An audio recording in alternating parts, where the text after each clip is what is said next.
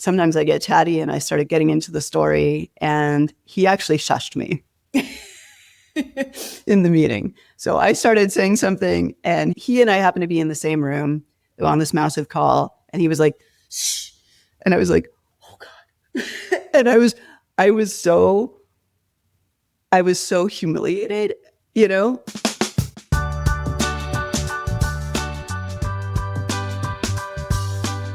All right, that story comes from my guest today, Heidi Gibson. Heidi's incredible. If you're not familiar with her story, she's led growth and product at some of the largest, most recognizable companies out there, including GoDaddy, Typeform, Bill.com. She's also an instructor for product school. She's been an instructor for Reforge. She's the real deal. And I was excited to sit down with her and explore 3 of the toughest moments from her career journey and pull out the lessons. So in addition to the story that you just got a little preview of, where she learned the hard way how to present herself to her senior stakeholders. And yes, she was literally shushed in the meeting, mid-meeting, and she described how that felt. We also dug into her battles with imposter syndrome and some of the messy interpersonal conflicts that she's faced as a manager.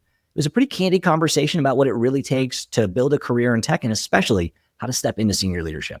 All right, that is enough from me. Let's go ahead and hear from Heidi. Kind of by chance, the U.S. Navy would pay for my tuition, which I desperately needed because otherwise it was going to all be loans, if I would agree to work for the Navy as an engineer after school. So I signed up for that and kind of went sideways into becoming a metallurgist and welding engineer working on nuclear submarines for the U.S. Navy. I was the second female engineer on the base out of like 1,000 engineers, the youngest by 12 years, and just as lonely as could be. I would go home over lunch and like do jigsaw puzzles alone. So the day my time was up with the Navy, I packed my little tiny car and drove back out to California and ended up joining a management consulting firm. I didn't know what I wanted to do. And I figured with consulting, I'd get exposed to a bunch of different things and that would help me pick. This was 1993 when the very first web page was launched. And because I was the only one at this firm who had an email address, because I'd gone to MIT, I ended up being kind of the expert on this new thing called the internet. Specialized in internet strategy and very early, what do we do with this thing? And spent the next 10 years really working in kind of internet 1.0 startups. Eventually, I was at an internet startup called Blue Lights, which was a joint venture between Kmart and SoftBank. So we were charged with building Kmart's first e-commerce site.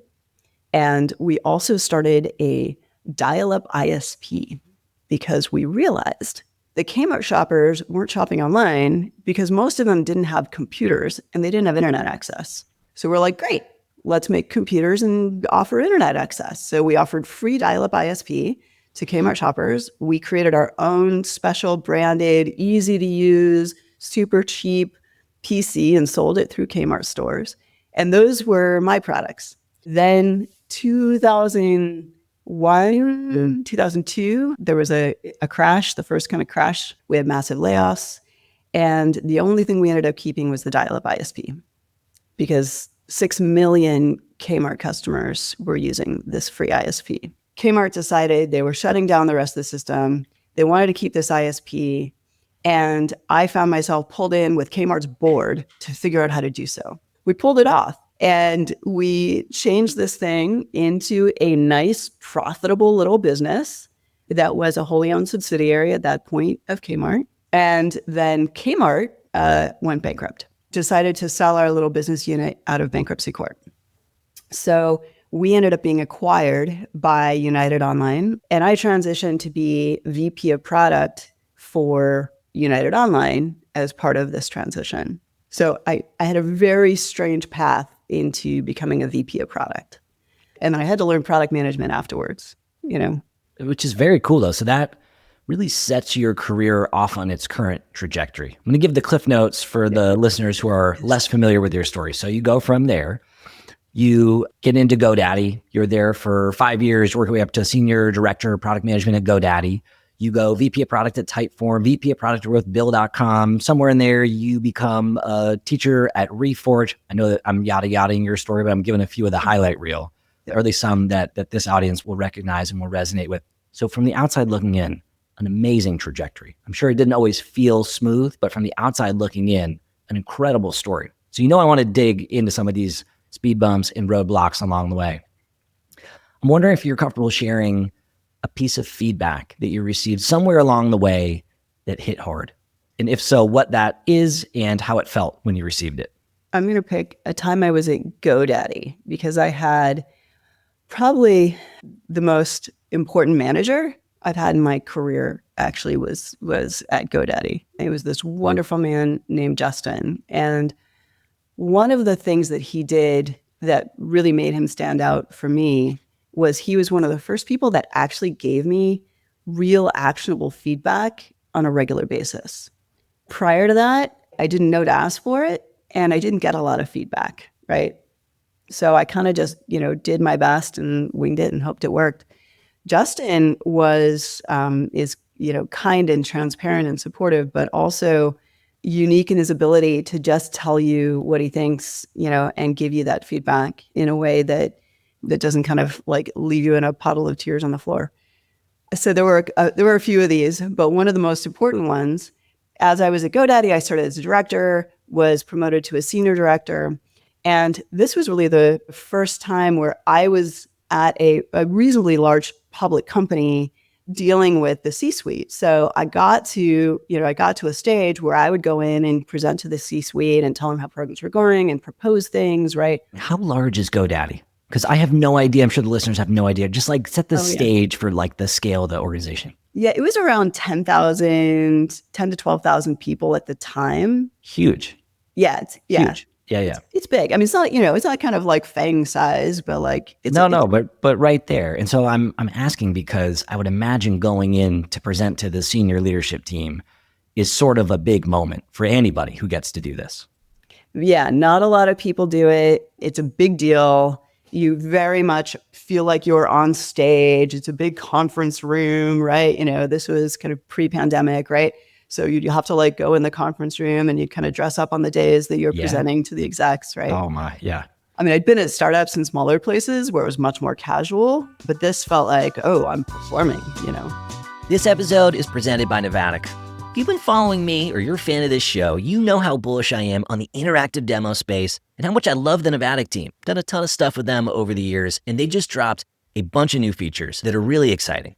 First, they've got a new template library. You can choose from a bunch of pre-made templates that have the most common demo use cases and all of the best practices built in, help you go 0 to 1 in a few seconds. If you're not sure what to build, they also have a new AI storyboard generator. It's exactly how it sounds. You drop in a website URL or some copy or a landing page, whatever you've got, it reads the information, pulls out the key sections, and then builds a working product demo for you in a couple minutes.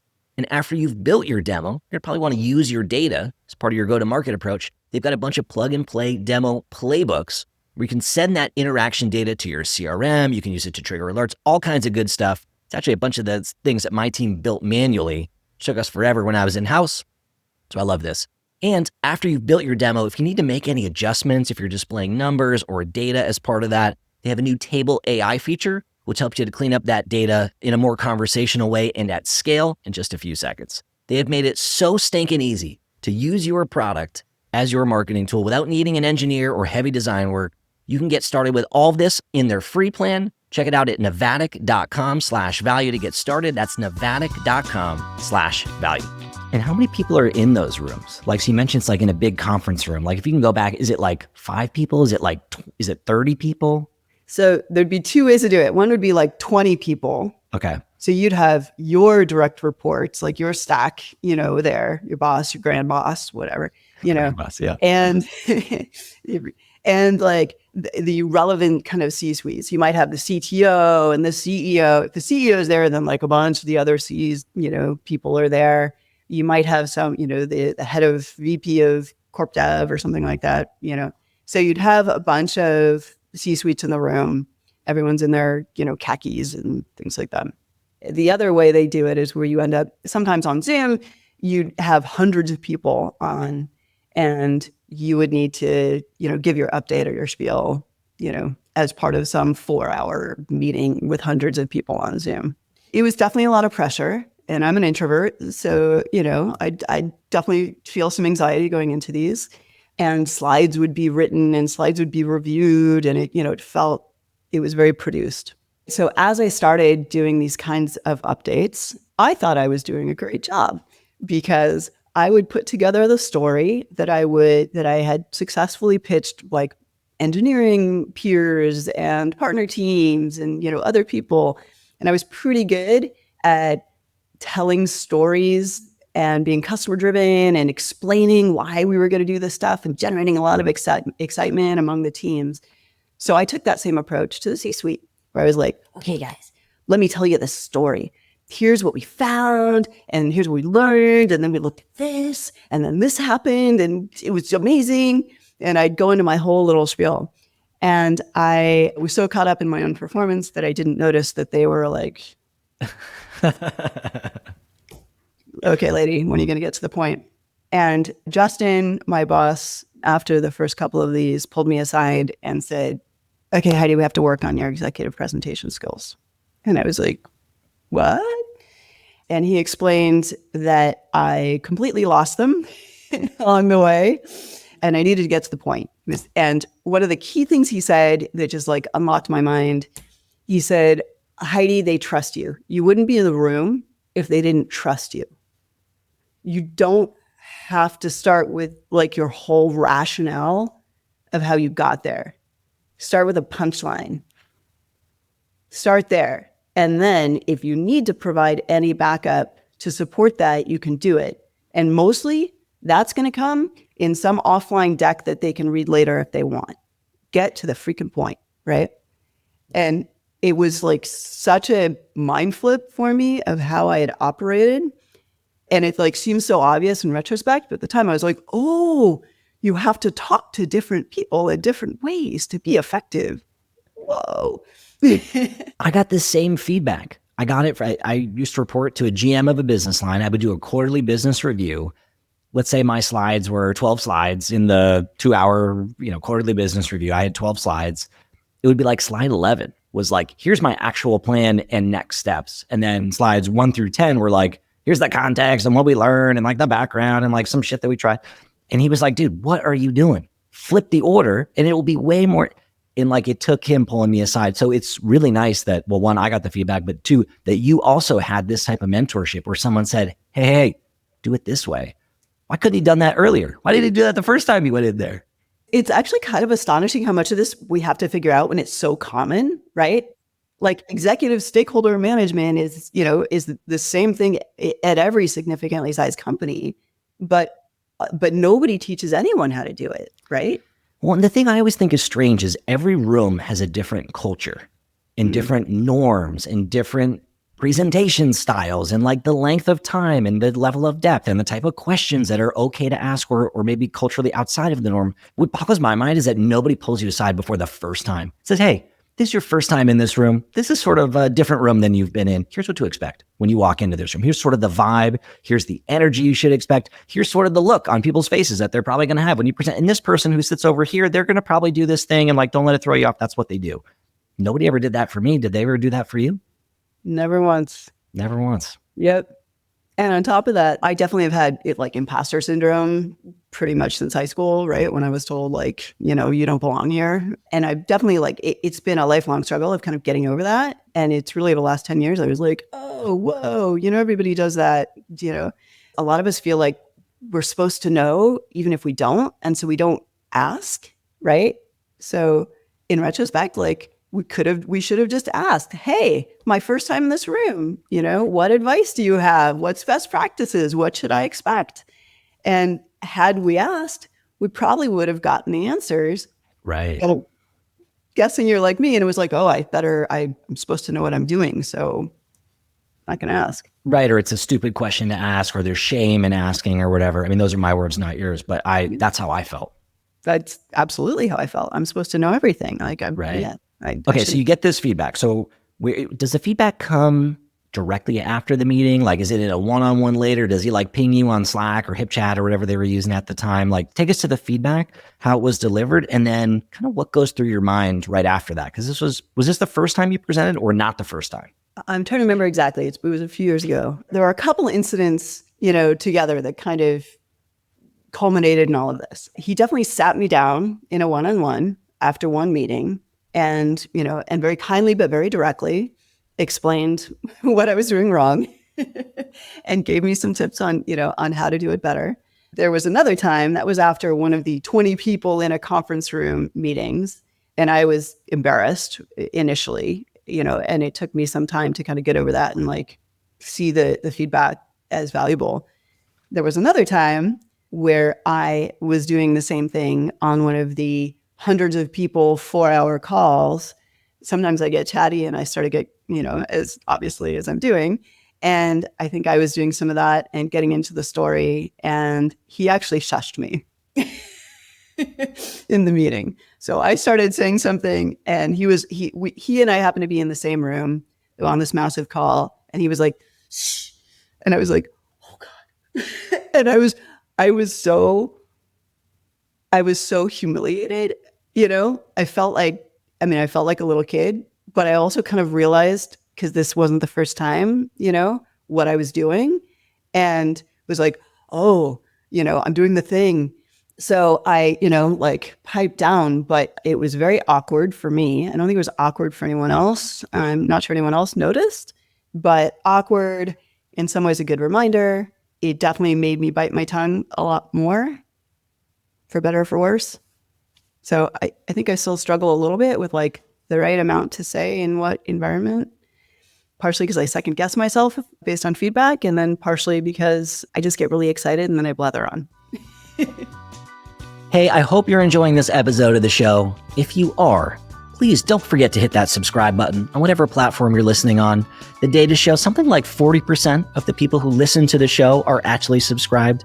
It is the best way for you to support the show, and it helps the algorithm find other listeners who are just like you.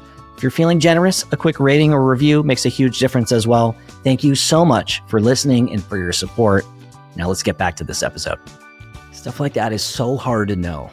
And every meeting probably has a different version of you that would be perfect for it. And it's sometimes hard to know until, I don't want to say until somebody shushes you, because I don't think anybody should ever be shushing, and that's probably why I didn't feel great in the moment, but until somebody gives you some feedback or lets you know or gives you some guidance or a little bit of a heads up. So what goes through your head after that meeting, right? So you kind of talk about like, so I'm in the meeting, I get shushed, I felt all these feelings that you described. I think it would be very natural to leave that and over calibrate the other way, to hear the feedback and to think, well, gosh, I've been way overdoing it. And then to sort of lose the thing that makes you uniquely you and sort of the magic, right? Because this had gotten you to the point that you were at, right? So we're talking senior director. It wasn't like you were, senior IC. Do you go through any of that? Did you have any temptation to overcorrect? Yeah, definitely. I still sometimes find myself thinking a lot before I talk in a meeting, like what's the appropriate kind of level to bring to this. And some of that is good, but sometimes, I do take it too far and I'll sit there quietly because I, worry that I'm going to say the wrong thing or say too much. So that doesn't really fully go away. It took me a little bit of time to fully kind of process it and think it through. One thing that was really key in retrospect was that I really trusted Justin. So my relationship with him was such, and he's just such a trustworthy guy, that I felt comfortable being transparent with him and asking for more feedback, right? So he gave me this feedback, took me a minute to realize the value in it. I did, and then struggled a little bit with applying it correctly. And I asked him for help. And I asked other people for help too. So one thing I've learned over that and other years is like anywhere I go, ask other people to give me feedback. One weird little trick, sometimes when I'm in a new place, I will find someone else who seems to like struggle a little bit, maybe with, either kind of social fit-inness in work, or I see struggling a little bit with executive presentations. Go make a friend and then ask them if we can police each other.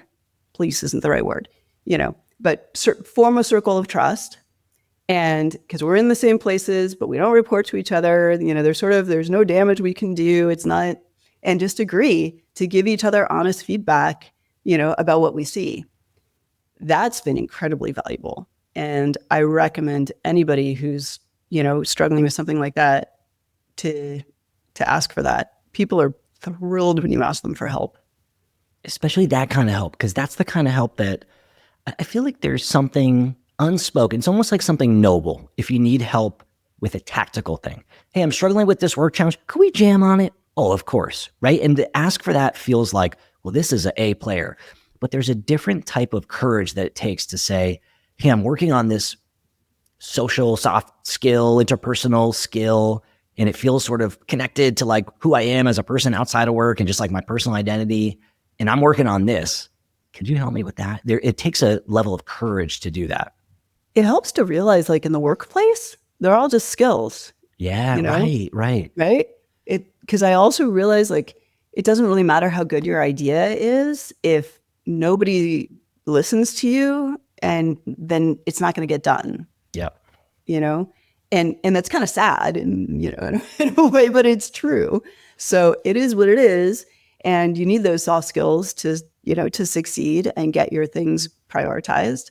So if you kind of look at it objectively, another kind of trick I've learned to get your head in the right space around asking for help with things like this is to imagine you're talking to someone else. It looks like you've seen that one too. Like a role play? Is that kind of what you're thinking about? Like if you were giving the advice to somebody else and it wasn't you? Yeah, exactly. So, you've got a thing you kind of need to work on, but you're self-conscious about it and like don't want to admit that you're, that you might have this thing you think is a weakness or something to work on. Okay, if there was someone you worked with or a friend of yours someone you really liked and loved, right? And you really wanted to see them succeed, like, and they had, this weakness or this thing that they wanted to work on, what advice would you give them? Would you like write them off because everything wasn't perfect? Like, no. If you sort of externalize that way, it can make it easier to kind of be objective about your own weaknesses. Gives you a little bit of distance between your emotions and the circumstances. Yeah. That's great advice. All right. So a few minutes ago, you were talking about a different topic, which is imposter syndrome. You said, I've kind of struggled with imposter syndrome since I think you said in high school when you had the person who told you shouldn't go to MIT, that you might fail out, which is probably felt pretty shitty to hear. So I'm curious to know for you, kind of as you continue on in your career and as you figured stuff out and made mistakes and gotten learnings and progressed a little bit, if you've had any other moments along the way where you just felt like, geez, am I in the right spot here or not? Oh, so many. One actually led to my kind of connecting with Reforge. So Justin, the same wonderful boss, when I was at GoDaddy, like 2016 or 17, said, hey, Heidi, go start a growth team. And I at the time was like, yeah, boss, on it. And went back to my desk and Googled, like, what is a growth team? The whole kind of product growth practice was just getting started, and I didn't know anything about it. I knew a lot about building software products, but this was all new. I had no idea how to do it, starting from scratch, and there wasn't really anybody to ask. There were no growth teams. There was nobody doing growth, right? And floundered around for a while, kind of reading articles and trying to figure it out and just kind of wasting time, and finally found the Reforge program and signed up for those classes. And this was back in the day when it was like at night in a bar in San Francisco. Did you actually take it in person? Like it was an in-person thing? Yeah. You know what's so wild? So I took Reforge. I think I was maybe the first cohort. I think it was 2015 or 2016. And it was Brian when he still lived in Boston. So it must have been a year before when you took it in San Francisco, or maybe the cohort before you took it in San Francisco. And so it's wild because I don't get to meet many people that took that version of Reforge when it was Brian. Was Andrew Chen still involved? Like, was he still teaching stuff? Yeah. That was like a pretty special era when there was one thing. It was like you could take Reforge or not. Now they have all these different tracks and things. Yep. And it was pretty growth, now what seems like growth fundamentals to me, right? Yeah. Growth metrics and kind of what typically is included. And then a lot of kind of, tips and tricks on how to think about these things. When I found that, it was like eye-opening, life-changing for me. And I got so excited about it because I was like, oh my God, here's the answers, to this task I've been challenged. And what I did, which is, something else I recommend to everyone, you find a useful class, implement it in real time. I take a lot of classes I never do anything with because, it's like really interesting. And then I go on to the next thing and like maybe something sticks in my head if I'm lucky. But this one, because I had this charter of go start a growth team that I was losing my mind over because I didn't know what I was doing and was terrified I was just going to blow it, I was able to take this and just implement it. So I was working with analytics on identifying the metrics as I was going through the class. I was working with, standing up my team, identifying who was actually going to, own these different things and assigning people to it as I was in the class. We were setting up experiments as I was in the class. I would literally like live blog on Slack things that I learned to the team and ask them to start trying to implement things. And it was, in that way, it was just super effective. So I was able to get this going in kind of real time. It felt definitely like I was sort of, flying at night or something. And we got GoDaddy's first real experiments up.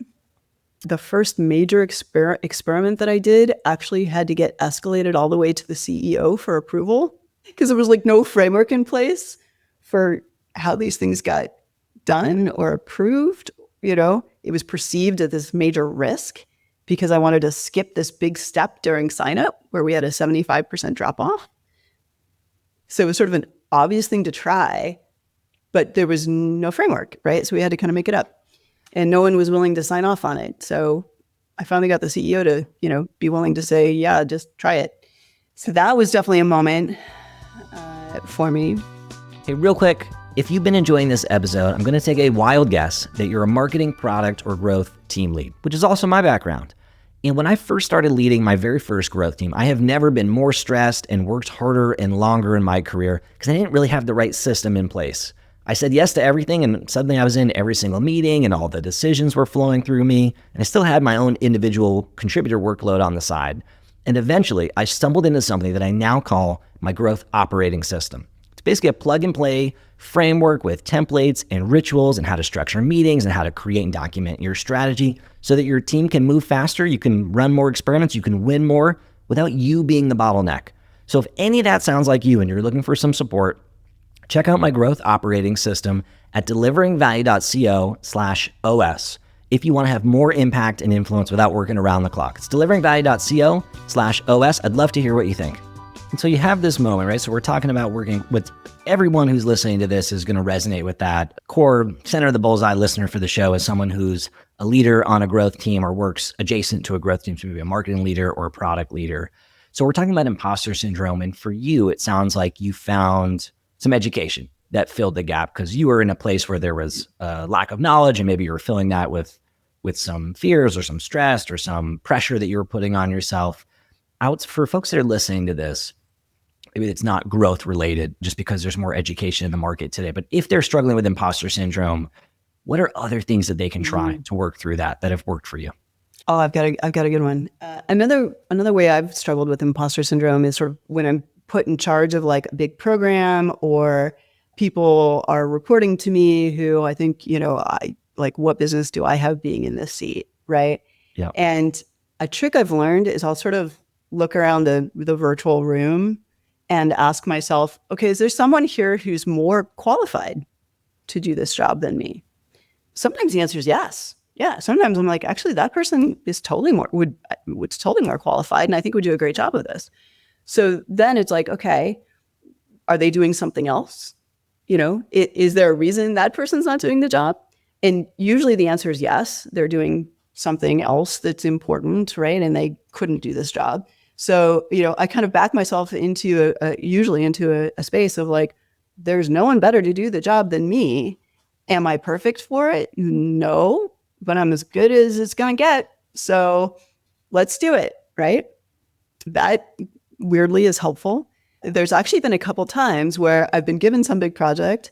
I've looked around the room and said, is there someone better? And then I went and asked that person to do it, which, I isn't necessarily like the first line of thought, but that actually has been effective too. Or I've asked that person for help. Right. Yeah, which is probably the better answer here, right? So realizing that everybody's doing it, everybody's making it up, One of the great things both about, I think, working in high tech and especially in growth, where there's not really right answers, is realizing everybody's making it up and nobody knows what's actually going to happen, right? So it's not a matter of coming up with the right answer. It's coming up with something that everyone can get behind that'll move you forward in some way. I had a coach once say to me, or actually I think it was a mentor or a boss or something that said to me, we didn't hire you because we thought you had all the answers. We hired you because we figured out you were the best person to figure out the answers. And that to me was like a weight off of my shoulders where, at least when I was coming up, I always felt this pressure. The more senior I got, the more pressure I felt to like answer in the meeting. Like, oh, I wonder how we do that, how we solve this problem. And then, kind of mid to junior level, Andrew would be very quick to say, this is how I do it. I know how to solve this. I have the answer. And then at some point, I just had a harder time doing it. I was asked questions I didn't know the answer to. And then I felt like, well, now I'm in the wrong job. Or geez, now I'm exposed. Like they're going to regret hiring me. And so you're kind of sharing different ways to go about doing that too, which is great. I felt all those things. And yeah, I still will practice before I go into a big meeting where I think I'm going to be asked questions that I don't know the answers to, or, put in some hot seat. I will mentally practice saying things like, let me write that down and get back to you. That's such a good tip. Right. Let me practice sharing. I don't have the answer and I'm going to be okay about it. Yeah. And it's like, if it's ingrained, then I do it. And then I'll be able to shortcut myself from sort of launching into some half-baked explanation that I end up regretting later. That's the default that I feel like I'm fighting against, is that default to have the answer quickly. All right, so switching gears a little bit, one of the things I love to ask guests about are some of their tough conversations, how to navigate them, either the toughest on the receiving end or on the giving end. As you think about in your career, what's one of the tougher conversations that you've had to navigate as a leader? There's been plenty. Switching gears maybe a little bit, moving into a manager role, of course, opens a whole new world of complications and responsibilities and things that I don't know about you, but I certainly got no training for at all, right? Zero for me. Yeah. Here's some people, good luck, And one of the great things about working in tech is you're usually managing a bunch of like very talented, very motivated people, generally who have skills that you don't. I mean, that's been my experience. Side note, I've seen a lot of new managers get hung up on that and feel like I can't manage someone if I don't know more than they do. And I'm just going to say, like, get over that, because it's going to be a real short management career. True, especially in growth or in marketing. I don't know as much about pure product management, but typically there's a bunch of individuals that have different complementary skill sets. There's very little overlap. If you feel like you need all the domain expertise, you're not going to be happy or successful. There's just no way. Yeah. So, if your role is the manager, which again, no one's going to tell you your role, which is weird. But like the way I view it, if my role as kind of the team manager is to figure out where we're trying to go, like help set goals, get people the resources they need to get there, and then help, break down roadblocks or make decisions as they need along the way. Like that's, how I like to define it and how I like to set it with them. But being a manager also means you have responsibility for the individuals, for the team, for those outcomes. And things don't always go according to plan. And that becomes, your challenge as well. So definitely some of my hardest conversations have been where something wasn't going according to plan and I had to do some intervention with someone who reported to me. Those can be incredibly hard. I had one situation, it's still like just hurts to think about it, and it's been almost 10 years. It was some time ago, where I had to fire a product manager who was incredibly talented, incredibly dedicated, working her butt off, but just could not get along with the engineering team. And I feel deep regret to this day over not intervening earlier and finding ways to work it out before it got to the point where the only option was letting her go. But that's where it went, which is, a cold lesson probably, for the people involved. So in this case, what had happened, I had engineers and a product manager who all had very strong personalities, all of them were very dedicated to the cause. And fairly quickly after bringing it on, we started having just personality conflicts. She felt like they were being condescending and they felt like she was being pushy. And there was just like people tripping over each other. And as a manager, how is that coming to you? Like, is this person who reports to you bringing you stuff in your one-on-one and then simultaneously like the other person's manager is like, hey, can we chat for a second? Like, is it a little bit of that going on? Yeah, it came from both sides. The engineers involved were people I knew well, particularly the sort of engineering manager and the lead engineers on that team. I had worked with them in my teams prior, so they knew me well. And they came right to me and would complain about her. She did this, she said this. And I knew them well, so I also knew that part of this was them. She would also come to me with, kind of a different side of the same story, right? So I heard it from both sides. I tried initially sort of coaching both sides on how to reapproach each other, right? Like, well, I think they mean this, can you try this? Like, why don't you try phrasing it this way? So I tried kind of coaching both sides back towards giving each other a little bit more grace. And I was hopeful that that would get there. Everyone was trying to do the right thing. So I believed that if I could just get them to have some pity for each other, or, get them to see each other as human beings, that they'd be able to break through the personality conflict and get the work done. Unfortunately, that did not really work, and it kind of kept escalating. It kept escalating. And it finally got to where the engineers came to me and said, we're putting our foot down. We won't work with her. Here you go. Your problem. Hey, if you're enjoying the stories on this show and feeling like you're ready to tackle some of your own hurdles, I'm here to help. If you didn't know already, I offer one-to-one coaching specifically for people who work on or around growth teams who want to have a bigger influence and impact in their roles. Maybe you're navigating some tough moments, whether it's managing your team or handling feedback. Maybe you just want to step into a bigger leadership role. Or maybe you're at a unicorn company today and you want to make sure that the company doesn't outgrow your skill set. Either way, I can help. If you're interested in learning a little bit more, head to deliveringvalue.co/coaching to learn a little bit more and set up a call with me to see if we jive. All right, enough from me. Back to the episode. So that was just a big cold, splash of water. And I realized there weren't really any clear options. So I tried finding another team to move her to. There wasn't one. I tried working. At this point, I really escalated to engineering leadership and VPs and were like, hey, can you help me work with a team to reestablish this? And couldn't really get them on board with that. So I tried some other avenues and really couldn't get a lot of traction, and finally realized that really, unfortunately, we were backed into a corner. And because of some of the power, and involved, I didn't have another role for her. It wasn't going to work in the role she was in. So I had to move her out. Yeah, I would imagine that sucked. It sucked. Yeah. It really sucked. And I had tried so hard. I'd sort of built this personal relationship with her where I'd been really vulnerable with her along the way as well, to get her to open up about some of her, fears and hopes and things, and try to get her to soften up with the team. So partially because of that, it felt like a personal betrayal. And then this is a public company, so I had to do everything through legal. So I was also very constrained, or with HR and legal department, I was very constrained on what I was allowed to say.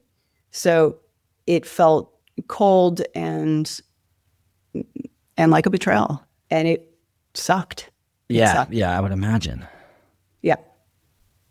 And as this is going on, I'm pausing because I'm just reflecting my own life as a manager. I've had, not with the same outcome, but I've had some of the early indicators of this type of tension between teams. It's actually the worst part about being a people manager, in my opinion, is like dealing with the interpersonal stuff. And I remember for me, going home and like waking up at night thinking about like solutions. Like I'd wake up in the middle of the night and be like, I wonder if I said this, if that would work. Did you have any of that shit going on? Like, were you waking up thinking about this? Were you bringing this home, or was this something that you were able to compartmentalize? Because I was never able to compartmentalize very well. I mean, I've never been able to compartmentalize any of the sort of emotional aspects of work. Like, yeah. I wish I could. I'm not good with those boundaries because we spend so much time at work. Like, it is life, you know, and your relationships with your coworkers. that's life. The manager and direct report relationship, it's very weird because real life outside of work doesn't work like that. And that's a strange thing that we all kind of made up for the workplace. So that part feels weird, but this is life. So yeah, I'm not able, especially when I know that someone is hurting or is going to be hurting, I can't just set it aside and go about my day. So I tried a lot of things. I've had others that I've had other situations like that I actually have been able to save and turn around. And what I found when I did is it was actually all about bringing your kind of personal human being to the table to do those. I had a marketing manager earlier in my career that also had kind of run-ins with different other people in the office. I remember a particular designer, marketer, clash that almost came to blows in the office. They were screaming at each other. Jeez. And they both reported up to me, and I had to go out there and calm everyone down. And she was an athlete, and I started going running with her. We do our one-on-ones on jogs, and we'd go for a jog during the day, and I'd get her out of the office, and I'd get her talking, and we'd, and I found that was really a key way to get her to open up and kind of listen to feedback, in a different environment. That's cool. There's going to be folks who listen to this that are probably doing the thing that I was doing as I was listening to your story, just kind of reflecting on themselves and the relationships that they have, and maybe asking themselves, because there's tension on many teams and between many teams. And so they're probably going to ask themselves, is my situation a normal, healthy tension, or is this an early red flag to ending up in a situation like this? Knowing what you know, being on both sides of this, or being on the side that you've been on and then leading many teams that didn't have this challenge, how would you coach that person who's thinking to themselves, is this normal, healthy tension, or is this something that I need to get ahead of? Oh, that's a great question. My advice would be to start coming up with a plan as soon as you feel the tension. Don't wait for the tension to escalate to where, it becomes sort of something has to be done, right? It's much better, I think, to confront it early. It's easier to say that than do it, but... Of course, yeah. It's much easier to avoid it, yeah. But avoiding it will end badly for you, I can pretty much guarantee. One specific thing I've learned is when you first start noticing the tension, to stop and ask what's causing it. So I've learned that usually when there's tension in a team, it's driven either by mismatched expectations or mismatched goals. So this happens, I find, either sometimes across product and engineering, and it can be kind of a larger cultural problem at the company where product is being held accountable to business results and engineering is not, and is being held accountable to, say, bug count or something else, some technical quality thing, right? And that can set them up for some disagreements and priority problems. I've often seen it across teams too. So this team is incented to solve, serve this problem, and this team is incented to serve something else. They're dependent on each other for some reason, and so they can be set up for conflict. So one question is is the problem that your goals don't align? Because if you can find that, then you can kind of make it an objective thing and kind of separate your opinions out, and you can come up with a plan to resolve it. Right? Okay, our goals don't align. Great. Let's flag that, maybe come up with a, compromise if we can, or escalate to our managers and say, hey, we need your help coming up with a way to bridge this, so that goals are aligned and someone's not, sacrificing what they're being held accountable for here. So that's one question. Sometimes it's just a misunderstanding. Someone thinks that somebody assumes something or wants something or has this goal, and it's just not true. So that's another thing to ask is, hey, what are your real goals? And ways to do that would be sit down with the person you're having the conflict with and just ask, have a conversation. And I've done this successfully. I had an engineering VP when I was at a reasonably sized, I won't name it, reasonably sized public company not too long ago. New engineering VP came in as my new partner. He was all fired up and wanted to change all these things, coming up with these new ideas that I didn't think were good ideas. And we just found ourselves sniping at each other, and it was tense. And I was like, okay, this is not healthy, and this will end badly if this keeps going. I pulled him aside in a one-on-one and I just said, okay, I think you and I got off on the wrong foot and we've got this tension. I don't think it's helpful. I don't think it's necessary. I think you're super smart and capable. I think I'm pretty smart and capable. Let's just talk it through. Let's start over and let's talk this through. And it totally worked. He talked about the things he was trying to do. I talked about the things I was trying to do. By the end of the conversation, we kind of like shook virtual hands and, and kind of had this, agreement to restart. And we were like BFFs from there on out. It was miraculously effective. And it was kind of just this misunderstanding. He felt this pressure to like, come in and make a difference. And, and I felt like he didn't have the context to be making these suggestions yet and was kind of undermining my authority.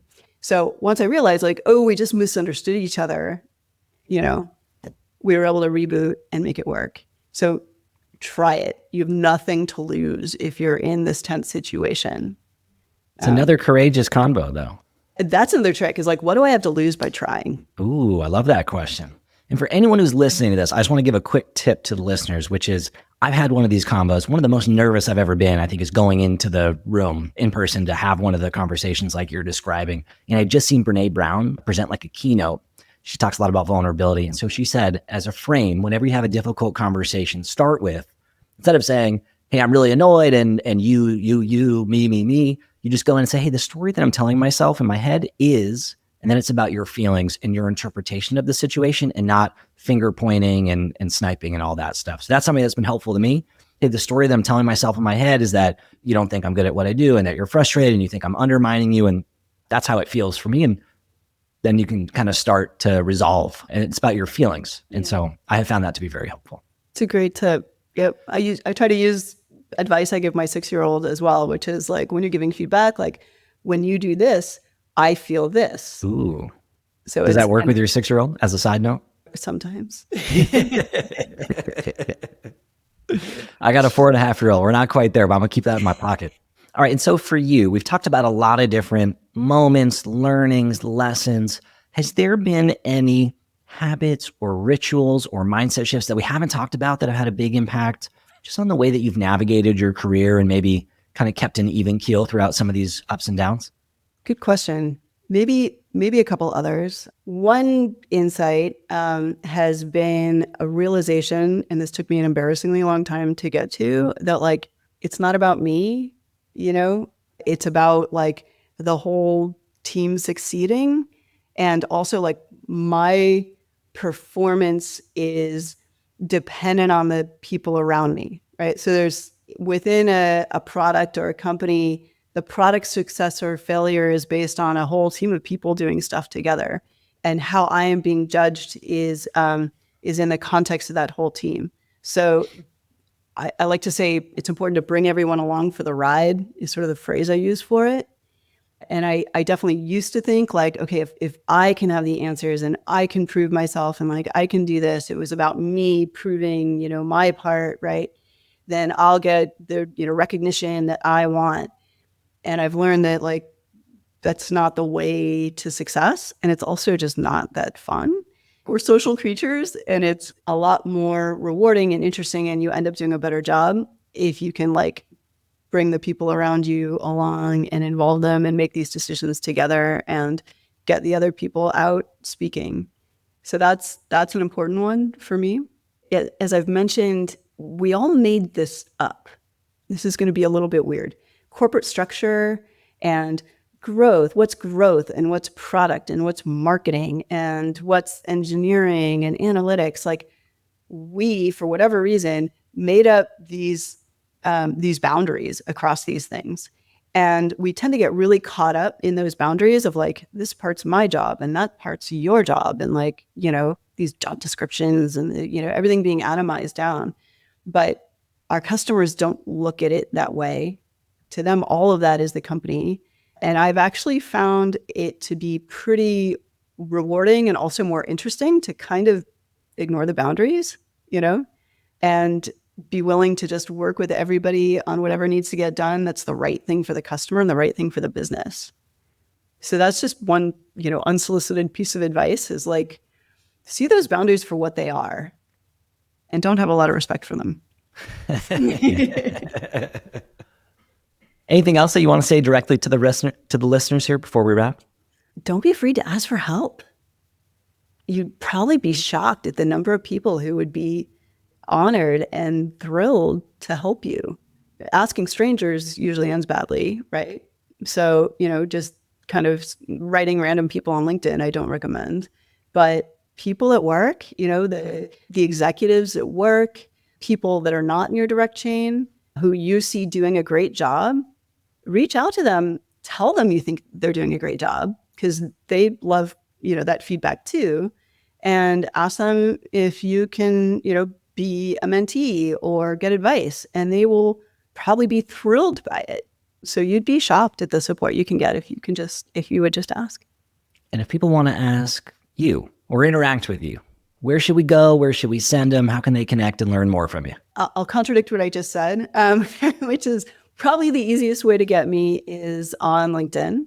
I don't right now do any kind of public, regular public podcasting or things like that. I have a poorly maintained stack of articles on Substack, so I'll be responsive there as well. But you are welcome to find me on LinkedIn and Substack, Heidi Gibson. We can share my information, and I'll definitely be responsive. We'll put links to all that stuff in the show notes below. Thank you for coming on and exploring a few of the tough moments with us here. Thank you, Andrew. This was a lot of fun.